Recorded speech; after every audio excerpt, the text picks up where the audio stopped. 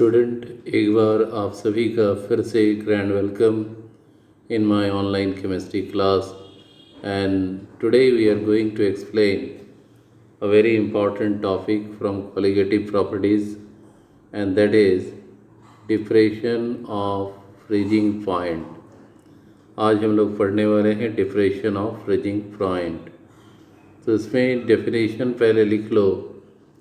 When a non-volatile solute is added to the pure solvent, then the vapor pressure of solution get decreases, and due to which the freezing point of the solution get lowering down. This causing depression of freezing point. It is represented by the symbol del TF, represent किया जाता है del TF से, और del TF equal to T nought F minus TF, जहाँ पर T nought F जो है freezing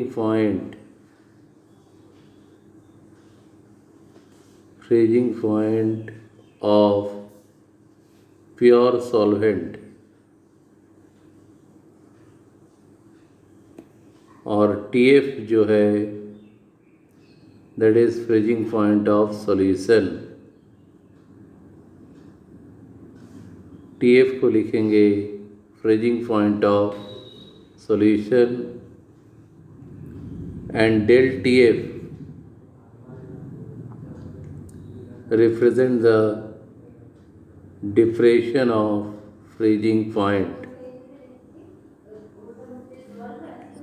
इसके बाद हम लोग नेक्स्ट टॉपिक में मूव कर रहे हैं। यहाँ पर लिखोगे फ्रीजिंग पॉइंट, सिंपली लिखना है फ्रीजिंग पॉइंट। लिखो इसमें freezing point is defined as that temperature at which the vapor pressure of solid and liquid phase of the same substance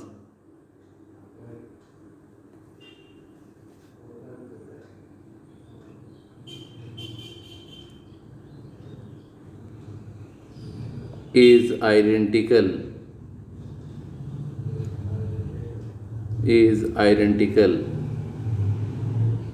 फिर इसी में लिखना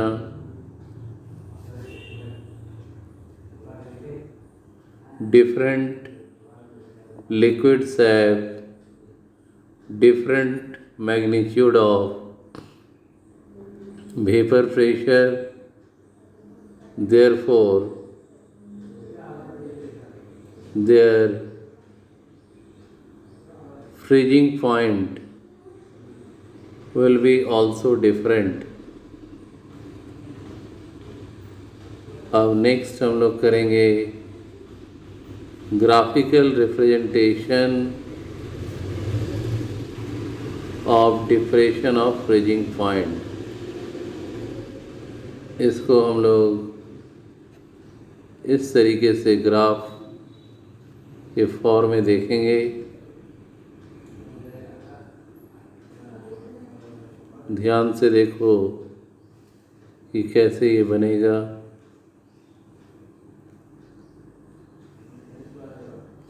नीचे टेम्परेचर और इस तरफ वेपर प्रेशर। वेपर प्रेशर ज़्यादा होता है सॉल्वेंट का, तो सॉल्वेंट को ऊपर में लिखना, और सॉल्यूशन का वेपर प्रेशर कम होता है, तो ये कर्व जो है ये सॉल्यूशन के लिए। और सॉल्वेंट के रिस्पेक्ट में टेम्परेचर जब फ्रीज कर रहा है T0 एफ, और सॉल्यूशन के करस्पॉन्ड में TF। इसके बाद ध्यान दो, ये वाली पार्ट, ये जो पार्ट यहाँ पर हम देख रहे हैं, यहाँ लिखेंगे फ्रोजन सॉल्वेंट, फ्रोजन सॉल्वेंट। तो यहाँ पर इस तरीके से हम लोग डिप्रेशन ऑफ फ्रीजिंग पॉइंट को शो कर सकते हैं ग्राफ के द्वारा। अब नेक्स्ट टॉपिक आ जाओ, calculation of molecular weight of solute, calculation of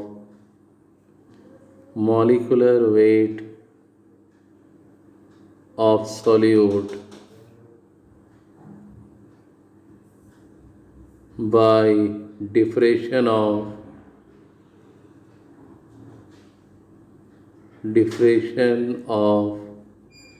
freezing point, diffraction of freezing point। यहाँ पर याद रखना है, लिखो del TF directly proportional molality of the solution,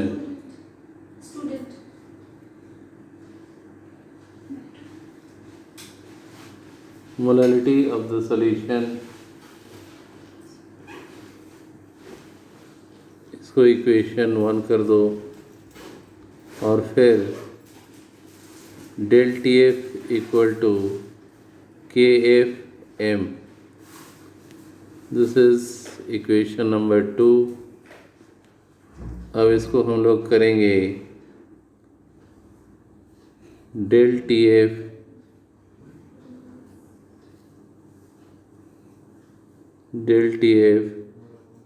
equal to KFM।